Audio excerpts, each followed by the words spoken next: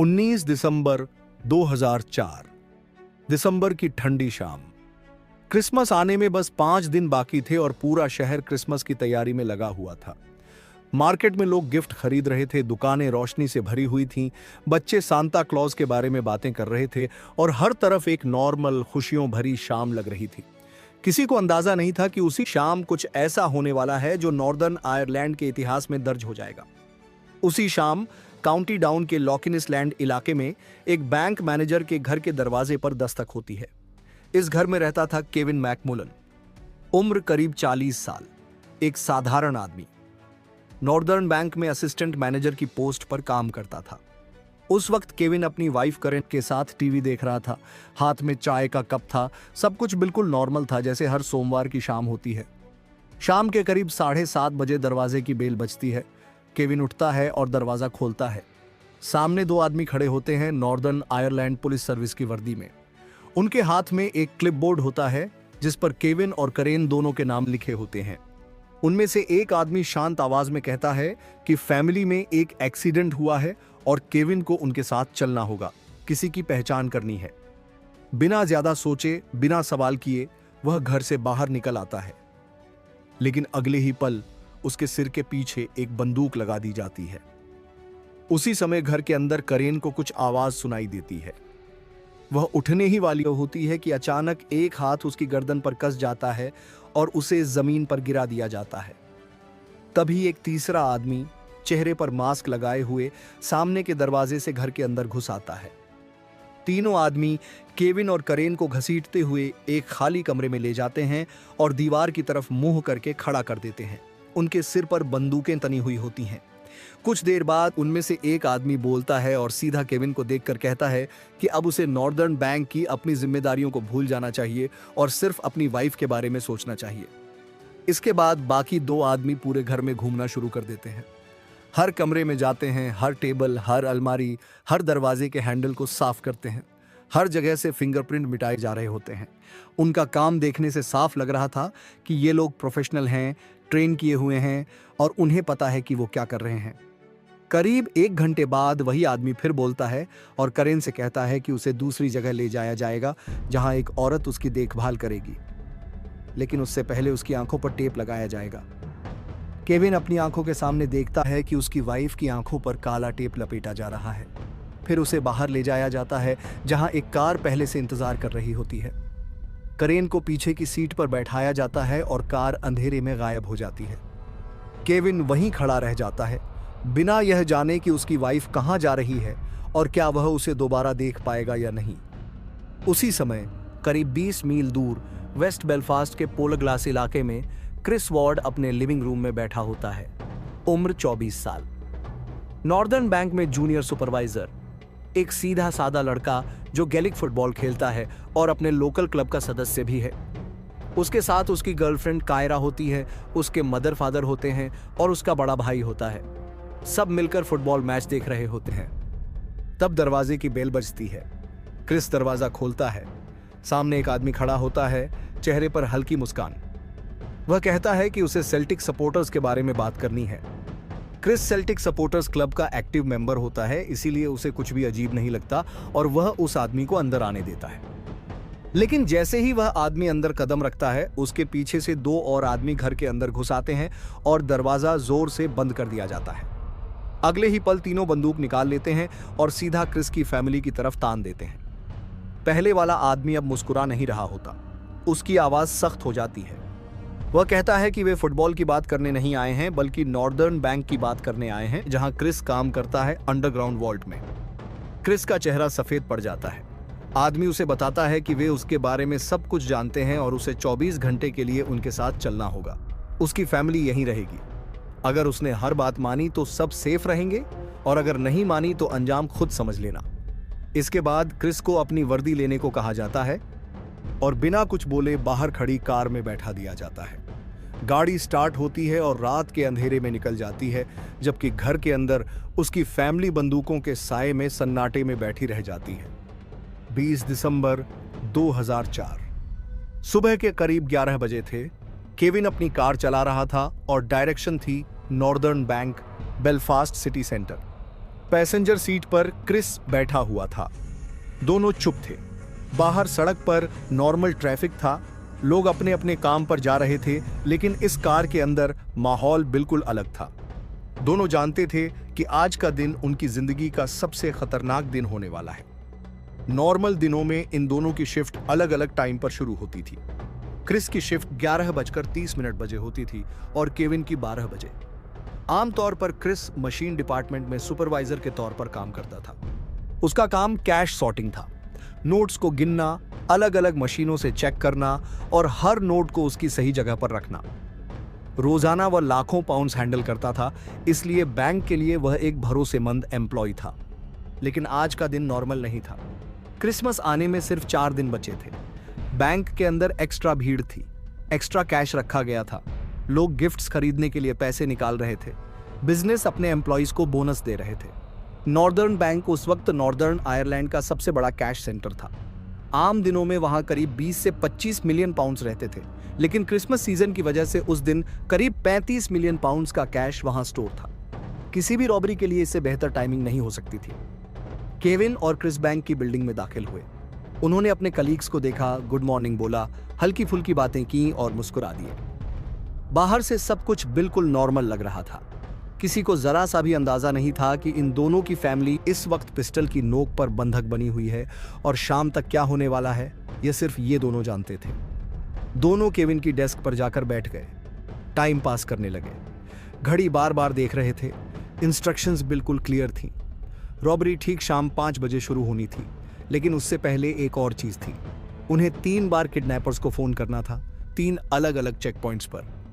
यह कॉल सिर्फ अपडेट देने के लिए नहीं थी, बल्कि एक रिमाइंडर थी कि अगर जरा सी भी गलती हुई तो उनकी फैमिली खत्म।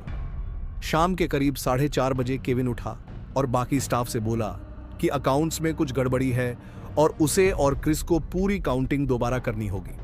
उसने सबको घर जाने के लिए कह दिया। स्टाफ चला गया। अब पूरी बिल्डिंग में सिर्फ 4 लोग बचे थे, केविन, क्रिस और 2 सिक्योरिटी गार्ड्स। बेसमेंट लगभग खाली था, बिल्कुल परफेक्ट सिचुएशन। शाम ठीक 5 बजे केविन और क्रिस अंडरग्राउंड कैश सेंटर की तरफ नीचे गए। भारी मेटल वाले वॉल्ट डोर के सामने आकर रुके।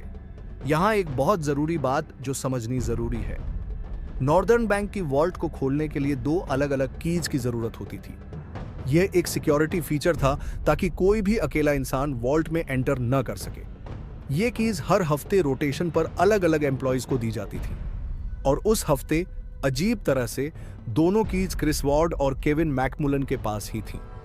यह महज कोइंसिडेंस था या फिर गैंग ने हफ्तों तक अंदर की जानकारी इकट्ठा की थी, यह सवाल आज तक अनसुलझा है। दोनों ने अपनी अपनी कीज इस्तेमाल की और भारी मेटल डोर खुल गया। अंदर एक अलग ही दुनिया थी। हर तरफ कैश के ढेर, नए छपे हुए नोट्स, पुराने घिसे हुए notes, pounds, euros, US dollars. हरे रंग के बॉक्स लाइन में रखे हुए थे और हर बॉक्स मेटल सिक्योरिटी सील से बंद था। गैंग ने पहले ही बता दिया था कि क्या करना है। मेटल सील्स को हटाकर उनकी जगह व्हाइट प्लास्टिक सील्स लगानी थी। बैंकिंग सिस्टम में व्हाइट सील का मतलब होता था वेस्ट पेपर, यानी बेकार डॉक्यूमेंट्स। मेटल सील का मतलब होता था कैश। केविन और क्रिस ने बिल्कुल प्रोफेशनल तरीके से यह काम किया। इसके बाद वे उस जगह गए जहां सीसीटीवी कैमरे नहीं देख सकते थे, एक ब्लाइंड स्पॉट। गैंग ने उन्हें पहले ही बताया था कि वह जगह कहां है। उन्होंने वह बैग निकाला जो किडनैपर्स ने दिया था और उसमें नोट्स भरने शुरू किए। 50 पाउंड के नोट्स, 100 पाउंड के नोट्स, बिल्कुल नए, ब्रांड न्यू। एक बैग को 1 मिलियन पाउंड से भरने में सिर्फ 15 मिनट लगे। क्रिस ने बैग अपने कंधे पर डाला और वॉल्ट से बाहर निकल गया। न कोई अलार्म बजा, न कोई कोड मांगा गया, न कोई गार्ड आया। क्रिस बैंक से बाहर निकला और कुछ कदम चलकर अपर क्वीन स्ट्रीट के बस स्टॉप तक पहुंचा। उसने बैग नीचे रखा और खड़ा हो गया। 3 मिनट बाद एक नॉर्मल दिखने वाला आदमी आया। उसने बैग उठाया, एक शब्द नहीं बोला और वहां से चला गया। क्रिस पलटा और बैंक की तरफ वापस चलने लगा। उसके दिमाग में बस यही था कि अब सब खत्म हो गया है, अलार्म बजा देंगे, घर जाएंगे और फैमिली से मिलेंगे। लेकिन जैसे ही वह बैंक के एंट्रेंस पर पहुंचा, उसका फोन बज उठा। वही सीक्रेट वाला फोन जो उन किडनैपर्स ने उन्हें दिया था। उसने कॉल उठाई। उधर से आवाज आई, अच्छा काम किया क्रिस, बिल्कुल वैसा ही जैसा कहा गया था। क्रिस को लगा अब बात खत्म हो जाएगी, लेकिन फिर वही आवाज बोली कि अब अंदर जाओ और लेकर आओ। उसी पल क्रिस को समझ आ गया कि यह रॉबरी खत्म नहीं हुई है, यह तो सिर्फ शुरुआत थी। अब गैंग की असली प्लान सामने आ रही थी। नॉर्दर्न बैंक के पीछे सिर्फ एक ही एंट्रेंस था जहां से कैश आता जाता था। डंगॉल स्क्वायर वेस्ट से होकर फिर बॉलिंग बे नाम की एक संकरी गली और वहां से वेलिंगटन स्ट्रीट। यह एक सिंगल एंट्री पॉइंट था और सिर्फ एक ही कंपनी को वहां जाने की परमिशन थी, सिक्यूरिकोर। वही बैंक की कैश ट्रांसपोर्टेशन संभालते थे। गैंग की प्लान यह थी कि बॉलिंग बे में एक वैन भेजी जाए जो हरे बॉक्स कलेक्ट करेगी। बॉक्स पर व्हाइट सील होगी तो गार्ड्स को लगेगा कि यह वेस्ट पेपर है। लेकिन एक प्रॉब्लम थी, सिर्फ सिक्यूरिकोर की ऑथराइज्ड वैन ही वहां जा सकती थी। जब केविन ने यह बात गैंग को बताई तो उनका जवाब बहुत सिंपल था, तुम बैंक के बॉस हो, मोटी सैलरी लेते हो। अब केविन और क्रिस को पूरी प्लान समझ आ चुकी थी, इसीलिए मेटल सील्स को व्हाइट सील्स से बदला गया था, बैंकिंग सिस्टम को फुल करने के लिए। वे बॉक्स जिनमें करोड़ों पाउंड्स थे अब वेस्ट पेपर की तरह बाहर निकलने वाले थे। दोनों फिर से वॉल्ट में गए। कुल 24 ग्रीन बॉक्स थे। हर बॉक्स में 5 से 10 लाख पाउंड्स तक का कैश हो सकता था। उन्होंने बॉक्स को ट्रॉलियों पर लादना शुरू किया। हर ट्रॉली में 6 बॉक्स, 4 ट्रॉलियां। एक एक करके वे ट्रॉलियों को बाहर निकालने लगे, उसी कॉरिडोर से होते हुए सिक्योरिटी कंट्रोल रूम के पास से, जहां 27 सीसीटीवी मॉनिटर्स सब कुछ रिकॉर्ड कर रहे थे। बॉक्स बाहर निकालने से पहले केविन कंट्रोल रूम गया। सिक्योरिटी गार्ड बिली मॉनिटर्स के सामने बैठा था। केविन ने उसे बताया कि थोड़ी देर में वेस्ट पिकअप के लिए एक वैन आएगी और बैक गेट खोलना होगा। बिली ने कहा कि वह साथ चलेगा। केविन ने हामी भर दी। केविन ने पहली ट्रॉली बॉलिंग बे की तरफ बढ़ाई, कुछ मीटर दूर जाकर फोन निकाला और किडनैपर्स को कॉल किया। काम हो गया, वैन भेज दो। करीब 15 मिनट बाद एक व्हाइट वैन वेलिंगटन स्ट्रीट से आई और रिवर्स होकर बैंक के बैक डोर के सामने रुक गई। वैन का पिछला दरवाजा खुला और 2 आदमी बाहर कूदे। केविन, क्रिस और बिली वहीं खड़े थे। बॉक्स एक एक करके वैन में लोड किए गए। कुल 24 बॉक्स, 18.5 मिलियन पाउंड्स। पूरी प्रोसेस में सिर्फ 7 मिनट लगे। बिली ने बॉक्स के अंदर नहीं देखा क्योंकि उसके बॉस ने उसे बताया था कि यह वेस्ट पेपर है और बॉक्स पर व्हाइट सील थी। जैसे ही आखिरी बॉक्स लोड हुआ, एक आदमी क्रिस की तरफ मुड़ा और उसे काले प्लास्टिक बैग्स का एक रोल थमा दिया। उसी पल केविन और क्रिस समझ गए कि रॉबर्स अभी रुके नहीं हैं। यह लूट अभी और आगे जाने वाली है। वैन चली गई 18.5 मिलियन पाउंड लेकर। लेकिन रॉबरी अभी खत्म नहीं हुई थी। क्रिस और केविन एक सेकंड भी नहीं रुके। अब सोचने का टाइम नहीं था, अब सिर्फ काम करना था। दोनों बिना कुछ बोले तुरंत वॉल्ट की तरफ भागे, जैसे हर सेकंड की कीमत अब पैसों से भी ज्यादा हो। वॉल्ट के अंदर पहुंचते ही उन्होंने वो काले प्लास्टिक बैग्स खोले जो किडनैपर्स ने दिए थे। यही वो बैग्स थे जिनमें अब बाकी का कैश भरना था। अब कोई सिस्टम नहीं था, कोई प्लान नहीं था, बस जितनी तेजी से हो सके नोट्स को बैग्स में ठूंसना था। पहले 2 फेज में जो पैसे गए थे वो फ्रेश करेंसी थी, नए छपे हुए नोट्स, सीरियल नंबर एक के बाद एक चलते हुए। लेकिन इस बार ऐसा नहीं था। इस बार पूरा मिक्स था। पुराने घिसे हुए नोट्स, यूरोज, यूएस डॉलर्स और पाउंड्स। जो हाथ में आया वही बैग के अंदर चला गया। करीब 45 मिनट बाद बिली ने केविन को फोन किया। उसकी आवाज में हल्का सा दबाव था। उसने कहा, सर, वो वैन वापस आ गई है। यह सुनते ही केविन का पेट अंदर से सिकुड़ गया। इस बार कोई ग्रीन बॉक्स नहीं थे जिनमें कैश छुपाया जा सके। सिर्फ ढीले प्लास्टिक बैग्स थे जिनमें लाखों पाउंड भरे हुए थे। अगर बिली ने एक भी बैग के अंदर झांक लिया तो पूरा ऑपरेशन उसी पल खत्म हो जाता। केविन ने खुद को संभालते हुए बिली से कहा कि इनसाइड गेट खोल दो। इसके बाद क्रिस और केविन ने सारे बैग्स एक व्हील्ड केज में लोड किए और उसे कॉरिडोर से धकेलते हुए बॉलिंग बे की तरफ ले गए। वहां बिली पहले से खड़ा था। बैग गेट खुला हुआ था और बाहर वही वैन खड़ी थी, बिल्कुल शांत, जैसे कुछ हुआ ही ना हो। लोडिंग शुरू हुई। कुल 51 ब्लैक बैग्स, 8 मिलियन पाउंड। सब कुछ सिक्योरिटी गार्ड के ठीक सामने हो रहा था। बिली ने किसी भी बैग को चेक नहीं किया, कोई सवाल नहीं पूछा। उसके लिए यह नॉर्मल प्रोसीजर था।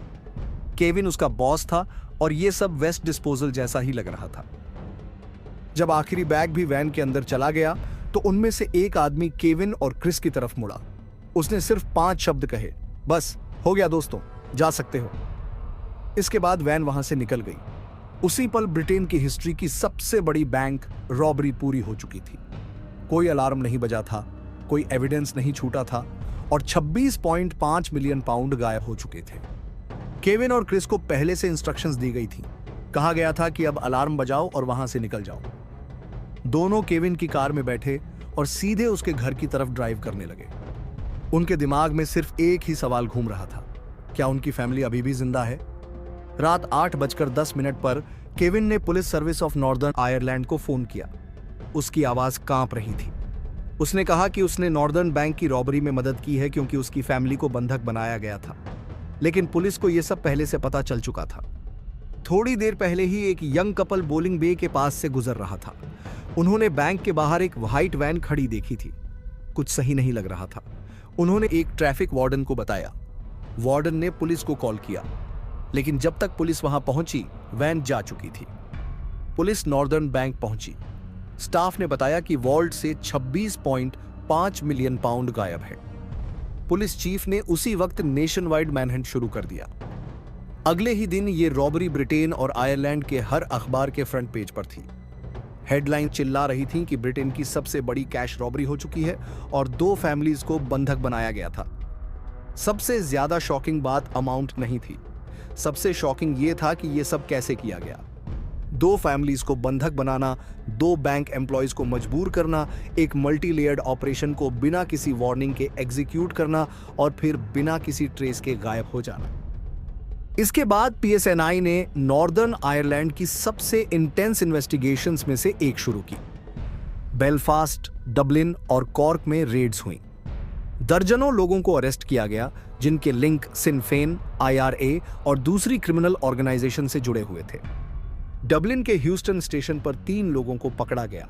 उनमें से एक के पास करीब 1 लाख यूरोस थे जो वॉशिंग पाउडर के डिब्बों में छुपाए गए थे। कॉर्क में एक फाइनेंशियल एडवाइजर के घर रेड हुई जहां 2.3 मिलियन पाउंड खाद की बोरियों में गार्डन के बीज दबे मिले। एक और आदमी को इसलिए पकड़ा गया क्योंकि वो अपने बाथरूम में अमेरिकन करेंसी नोट्स फ्लश कर रहा था। नोट्स इतने ज्यादा थे कि टॉयलेट की पाइप्स ब्लॉक हो गई। उसका नाम था टेड कनिंघम, कॉर्क का एक बिजनेसमैन। इन सब के बावजूद एक सवाल का जवाब नहीं मिला, असली मास्टरमाइंड कौन था? पुलिस को पैसों का सिर्फ एक हिस्सा मिला था। ज्यादातर कैश अब भी गायब था और कोई यह साबित नहीं कर सका कि असल में रॉबरी किसने की थी। अब बात करते हैं उन फैमिलीज की जो इस पूरे नाइटमेयर के बीच फंसी हुई थी।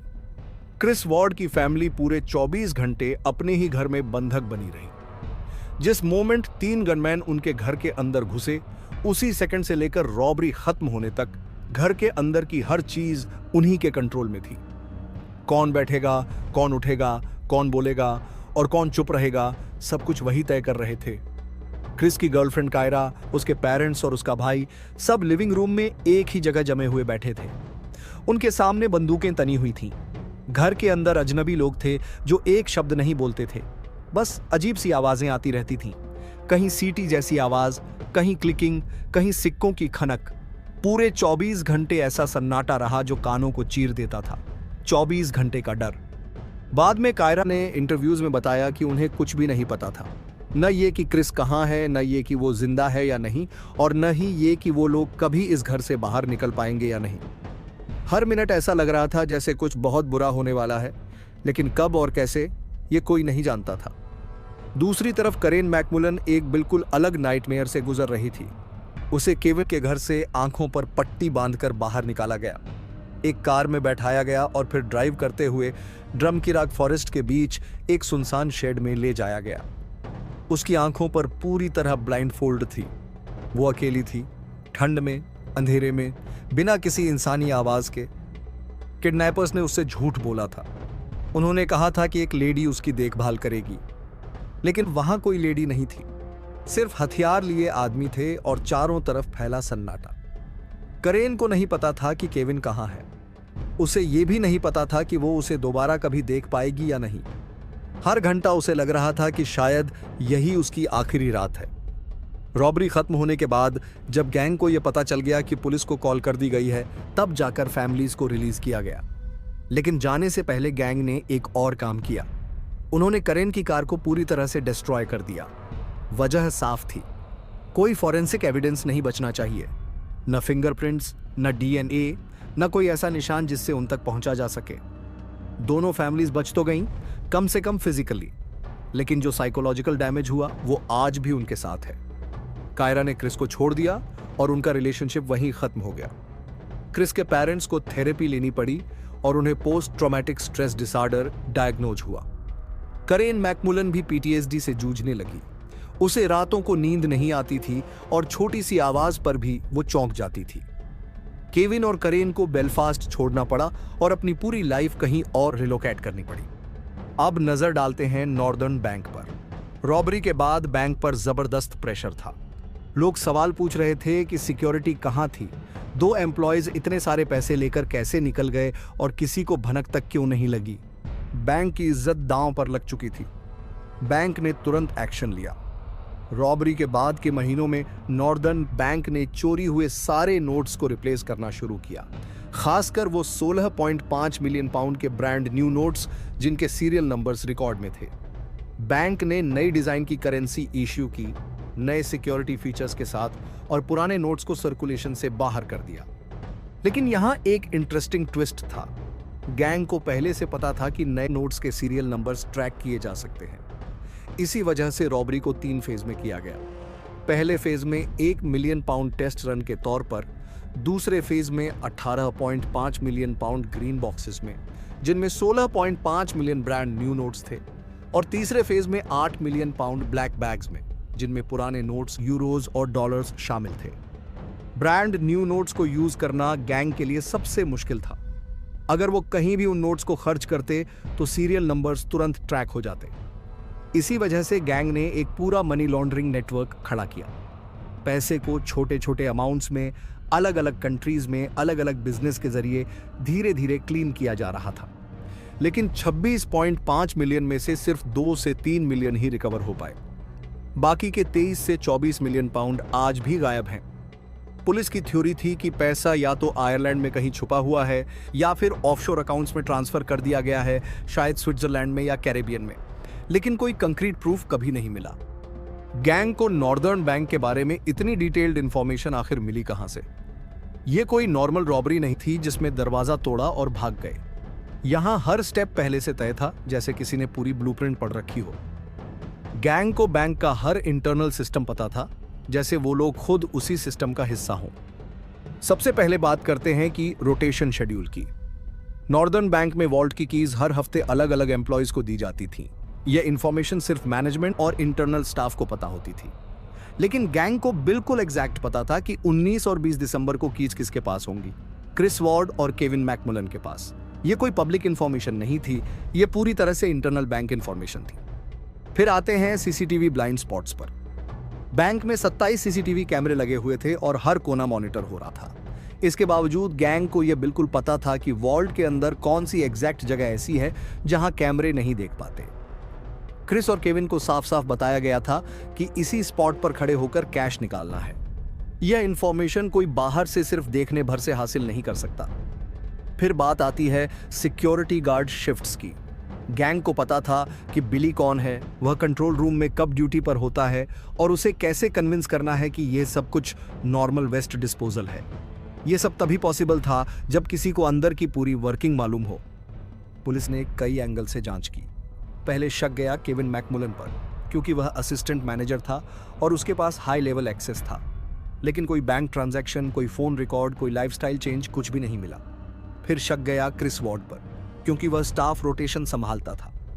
लेकिन बैंक ने खुद कंफर्म किया कि की होल्डर का डिसीजन मैनेजमेंट का था, क्रिस का नहीं। आखिर में एक तीसरी थ्योरी सामने आई। शायद कोई और एम्प्लॉय, कोई फॉर्मर एम्प्लॉय या कोई कॉन्ट्रैक्टर जिसने बैंक के अंदर काम किया हो, लेकिन किसी को भी आइडेंटिफाई नहीं किया जा सका। और यही वजह है कि यह केस आज भी एक मिस्ट्री बना हुआ है। 26.5 मिलियन पाउंड आज भी लापता है और शायद हमेशा रहेगा। पुलिस के एस्टिमेट के मुताबिक इस पूरे ऑपरेशन में कम से कम 15 से 20 लोग शामिल थे। अब जरा सोचिए, इतना बड़ा गैंग एक साथ काम कर रहा था बिना किसी गलती के। केविन के घर पर कम से कम 3 या 4 लोग मौजूद थे, क्रिस के घर पर भी उतने ही लोग थे। करेन को जंगल में ले जाने के लिए अलग लोग थे, वैन ड्राइवर्स अलग थे, पैसे कलेक्ट करने वाली टीम अलग थी, सर्विलांस टीम अलग और पूरी प्लानिंग करने वाले लोग अलग। इतने सारे लोग थे, लेकिन हैरानी की बात यह है कि इतने साल बीत जाने के बाद भी किसी ने मुंह नहीं खोला। 20 साल हो गए, ना कोई कन्फेशन आया, ना कोई लीक हुई। इससे साफ पता चलता है कि ये लोग नॉर्मल क्रिमिनल नहीं थे। इस गैंग की सबसे खतरनाक बात उनका कम्युनिकेशन सिस्टम था। ये लोग एक दूसरे से बात नहीं करते थे, ना फोन पर, ना आमने सामने। इनके पास अपने खास सिग्नल थे। कहीं सीटी बजाई जाती थी, कहीं जीभ चटकाई जाती थी, कहीं कॉइन खनकाए जाते थे और कहीं खास तरह की क्लिकिंग साउंड होती थी। ये सब कोडेड सिग्नल थे। अगर पुलिस इनकी रिकॉर्डिंग भी सुन लेती तब भी कुछ समझ नहीं आता। यही वो लेवल था जो इस गैंग को आम क्रिमिनल से अलग करता था। ऐसा सिस्टम आमतौर पर पैरामिलिट्री ट्रेनिंग में देखने को मिलता है। इस गैंग को फोरेंसिक का भी पूरा नॉलेज था। जहां जहां वो गए, हर सरफेस को अच्छे से पोंछा गया, हर डोर हैंडल साफ किया गया। सभी लोग ग्लव्स पहने हुए थे और मास्क लगाए हुए थे। पुलिस को एक भी ऐसा फिंगरप्रिंट नहीं मिला जिसे यूज किया जा सके। करेन की कार तक को डिस्ट्रॉय कर दिया गया ताकि कोई भी फॉरेंसिक ट्रेस ना बचे। ये सब चीजें साफ दिखाती हैं कि ये लोग प्रोफेशनल क्रिमिनल थे, कोई जल्दबाजी में काम करने वाले लोग नहीं। कोर्ट ने क्रिस और केविन को बरी कर दिया, लेकिन मीडिया और पब्लिक ने नहीं। आज भी लोग उन्हें शक की नजर से देखते हैं। यह थी नॉर्दर्न बैंक रॉबरी की पूरी कहानी। ब्रिटेन के इतिहास की सबसे बड़ी, सबसे मिस्टीरियस और सबसे फैसिनेटिंग बैंक हाइस्ट। लेकिन सबसे हैरान करने वाली बात यह है, आज तक किसी को भी एक्चुअल रॉबरी के लिए सजा नहीं मिली। हां, आपने सही सुना, 20 साल बीत गए लेकिन एक भी रॉबर पकड़ा नहीं गया। अगर आपको यह कहानी पसंद आई तो लाइक जरूर करें, सब्सक्राइब करें और बेल नोटिफिकेशन ऑन कर लें। नई ट्रू क्राइम स्टोरीज सबसे पहले आपको मिलेंगी। दुनिया की सबसे बड़ी डकैतियां, अनसुलझे रहस्य और भयानक ऐतिहासिक घटनाएं दोस्तों, फैमिली के साथ शेयर करें।